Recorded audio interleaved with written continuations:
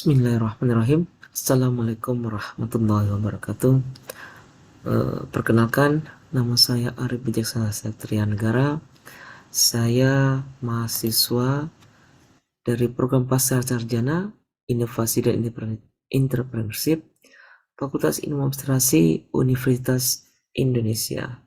Hari ini saya akan coba menjelaskan terkait dengan teknologi dan inovasi culture pada chapter 10 terkait dengan Organizing for Innovation oleh Melissa Scaling tahun 2020 dalam bukunya Strategic Management of Technological Innovation McGraw-Hill.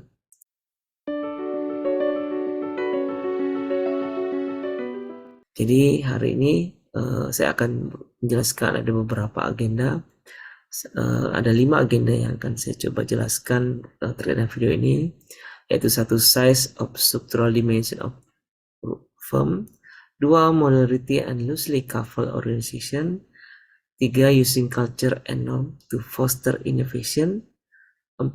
Managing innovation across borders, 5. Saya akan coba menjelaskan terkait dengan case study-nya terkait dengan loosely coupled production of Boeing 787 Dreamliner. Yang pertama, saya akan coba menjelaskan terkait dengan size and structural dimension of the firm. Di mana di sini kita akan coba mengenal ataupun saya akan menjelaskan terkait dengan centralization atau decentralization of R&D. Jadi terkait dengan centralized R&D and then decentralized R&D itu coba kita pahami dulu. Sentralisasi adalah tingkat di mana wewenang pengambilan keputusan dipusatkan pada tingkat manajemen yang lebih tinggi. Nah, sedangkan desentralisasi itu adalah tingkat di mana wewenang pengambilan keputusan didorong ke tingkat yang lebih rendah dari perusahaan. Jadi untuk perusahaan-perusahaan yang mempunyai beberapa proyek research and development, mendesentralisasi ini kegiatan research and development ke divisi-divisi perusahaan, memungkinkan divisi-divisi tersebut untuk mengembangkan produk dan proses baru untuk memenuhi kebutuhan divisi mereka dengan baik.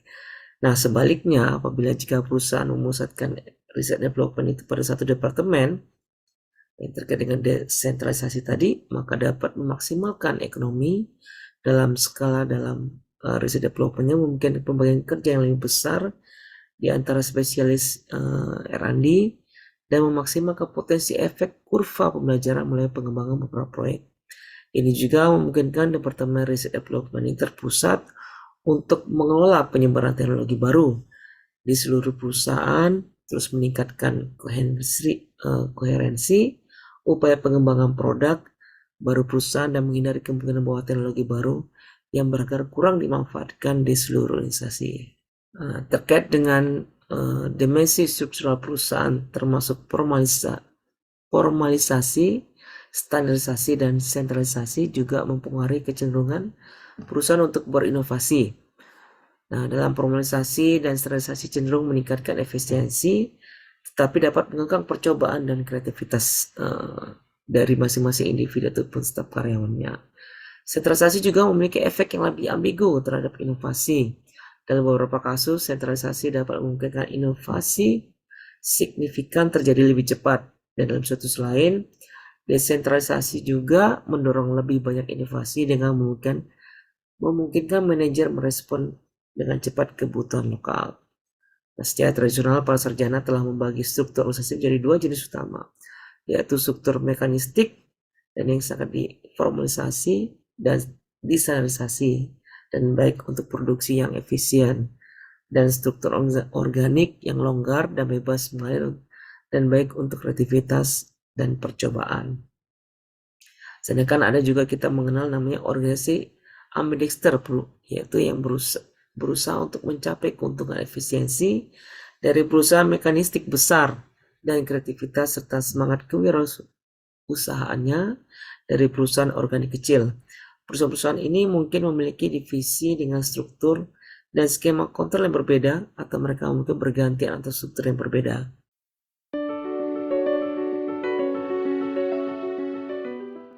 Agenda kedua ini kita Saya coba untuk menjelaskan modularity and loosely coupled organization.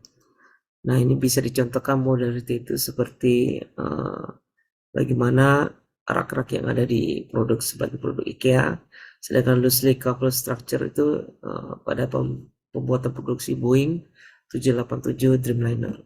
Nah, apa itu modularity dan apa loosely coupled organization? Nah, baru-baru ini banyak perusahaan mulai membentuk jaringan yang longgar, baik di dalam perusahaan untuk melakukan kegiatan pengembangan. Sebagian dari transisi ini berkaitan dengan meningkatnya teknologi informasi dan penurunan biaya koordinasi yang dihasilkan. Nah, saya akan coba menjelaskan terkait dengan modular produk. Modularitas ini mengacu pada tingkat di mana komponen sistem dapat dipisahkan dan digabungkan kembali. Membuat produk modular dapat meningkatkan secara eksponensial jumlah konfigurasi yang mungkin dicapai dari satu set input yang diberikan. Misalnya banyak sistem rak di IKEA yang dirancang agar pengguna itu dapat mencampur dan mencocokkan sejumlah komponen untuk memenuhi kebutuhan mereka. Nah, apa pula yang dimaksud dengan loosely coupled organization? Nah, dalam struktur yang longgar, kegiatan pengembangan dan produksi tidak terintegrasi dengan ketat, tetapi lebih mencapai koordinasi melalui kepatuhan mereka pada tujuan bersama dan standar umum. Jadi misalkan setiap kelompok pengembangan setuju dengan rencana pengembangan dan termuka standar yang memungkinkan komponen yang mereka kembangkan untuk terhubung dan terinteraksi secara efektif. Ya, mungkin ada sedikit kebutuhan untuk koordinasi yang erat antar kelompok-kelompok tersebut. Antarmuka standar memberikan koordinasi tertanam di antara semua peserta pengembangan dan produksi. Dan ini dapat memungkinkan komponen produk diproduksi oleh divisi yang sangat otonom dari perusahaan atau bahkan oleh beberapa perusahaan independen. Contohnya pembuatan pesawat Boeing 787 Dreamliner yang menjadi penjual pesawat komersial tercepat pada histori pesawat jet.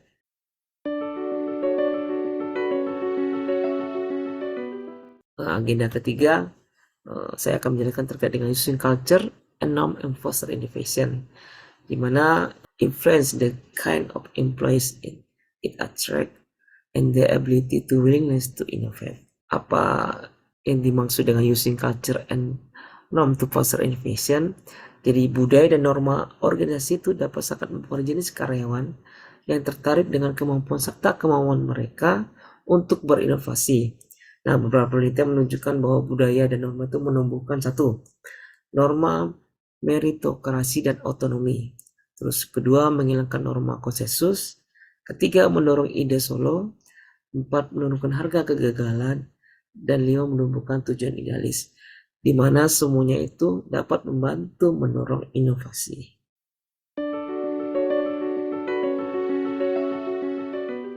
Agenda keempat, saya akan coba menjelaskan terkait dengan managing innovation in cross border, di mana saya akan menjelaskan terkait dengan Center for Global Strategy dan terkait dengan Local for Local Strategy. Jadi terkait dengan managing innovation across border ini, perusahaan multinasional menghadapi tantangan signifikan dalam menentukan di mana dan bagaimana melakukan kegiatan riset development mereka. Salah satu tantangan utama adalah menyeimbangkan kebutuhan untuk memanfaatkan pengetahuan dan sumber daya pasar lokal sambil juga mencapai koherensi di seluruh perusahaan dan memastikan bahwa inovasi teknologi tersebar dan dimanfaatkan seluruh organisasi. Nah, kita coba lihat terkait dengan apa yang dimaksud dengan The Center for Global Strategy. Sentralisasi kegiatan inovasi ini memungkinkan manajemen untuk satu, koordinasi ketat pada semua kegiatan riset development untuk di seluruh fungsi dan proyek. Kedua, mencapai spesialisasi yang lebih besar dan ekonomi skala dalam kegiatan riset and development, sambil menghindari duplikasi kegiatan di beberapa divisi.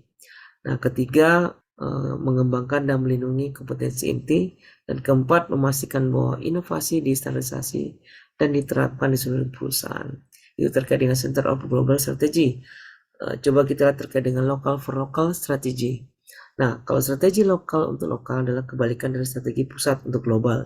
Setiap anak perusahaan nasional menggunakan sumber dayanya sendiri untuk menciptakan inovasi yang merespon kebutuhan pasar lokalnya. Strategi lokal untuk lokal memanfaatkan akses ke informasi dan sumber daya yang beragam dan menyesuaikan inovasi untuk kebutuhan dan selera pasar lokal. Manajer cenderung memilih strategi lokal untuk lokal ketika divisi sangat otonom dan ketika pasar sangat berbeda.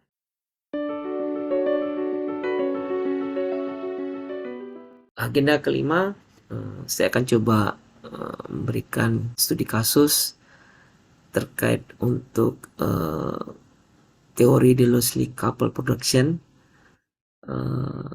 pada pembangunan atau produksi pesawat komersil Boeing 787 Dreamliner. Kalau kita coba melihat dari histori dari pesawat Boeing ini, pada tahun 1960 Boeing ini telah memproduksi terkait dengan pesawatnya dengan Lufthansa Boeing 737.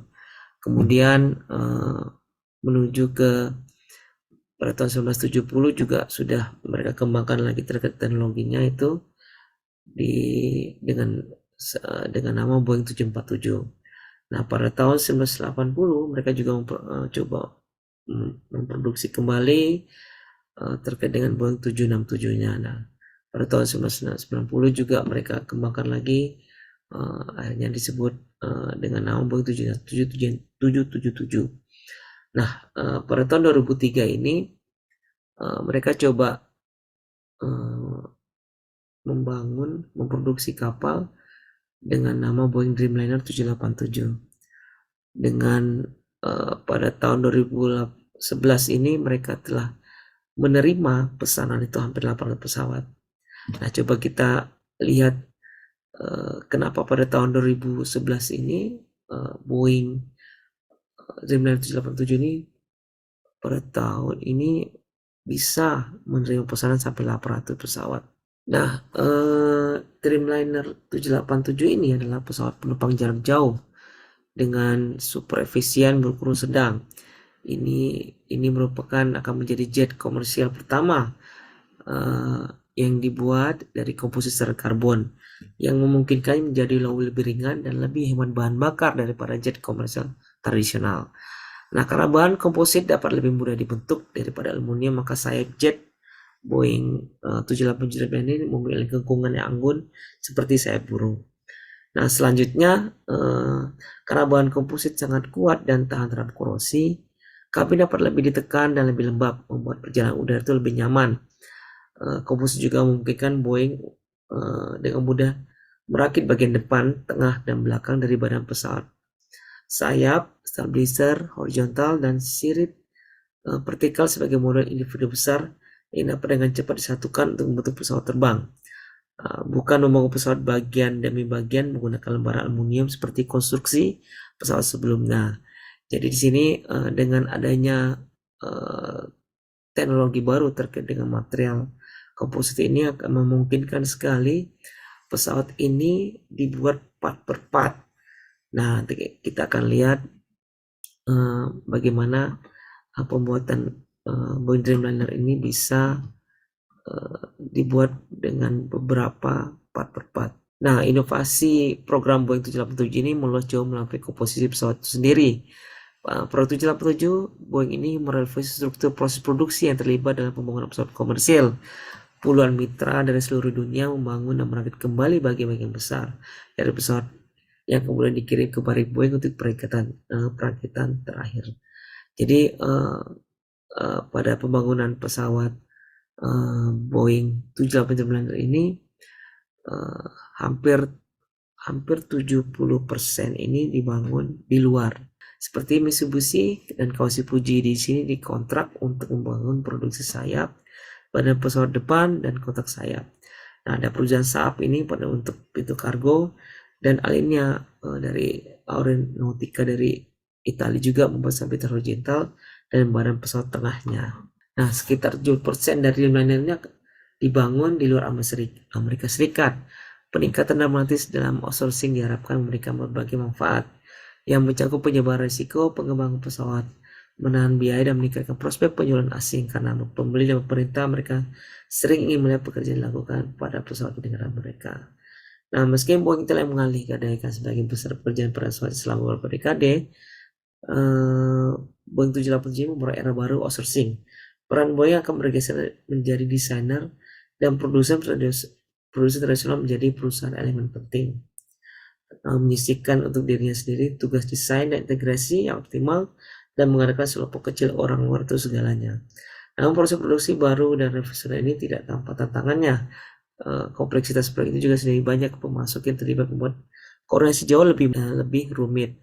Kegagalan dalam koordinasi ini telah menyebabkan beberapa penundaan. Jadi meskipun Dreamliner pertama dijadwalkan terbang pada Agustus 2007, pelanggan tidak benar-benar menerima pengiriman Dreamliner pertama hingga akhir 2011. Tantangan koordinasi pemasok seluruh dunia telah menyebabkan banyak penundaan produksi dan penyesuaian desain. Manajer Boeing menunjukkan bahwa perusahaan akan mendapat sedikit keuntungan pada beberapa lusin pesawat pertama karena bahkan setelah mereka keluar dari jalur perakitan, mereka akan memerlukan pekerjaan korektif termasuk perbaikan bagian dari perubahan desain. Nah, manajemen Boeing mengaku bahwa beberapa kesalahan telah dibuat dalam melatih pasukan, dan Wakil Presiden Teknik Mike Denton menunjukkan bahwa perusahaan sedang mempertimbangkan untuk membawa lebih banyak pekerjaan kembali ke dalam rumah. Dia mencatat kami kemungkinan akan melakukan banyak kegiatan desain dan bahkan beberapa produksi utama untuk pesawat baru berikutnya, dan daripada memiliki semuanya keluar dengan mitra.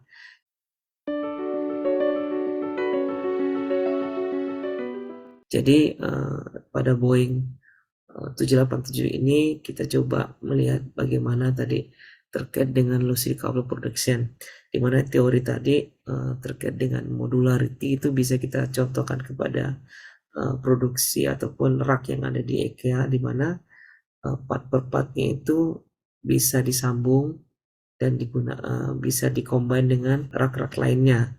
Nah, kalau the lucidity couple production ini jadi dia menggunakan part-part yang dibangun dari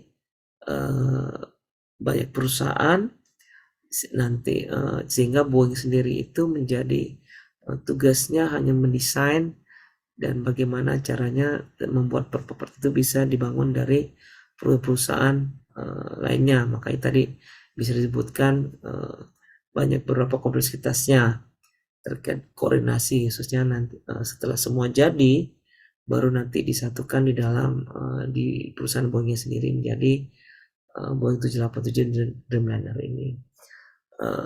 Demikian saya bisa sampaikan terkait dengan materi hari ini.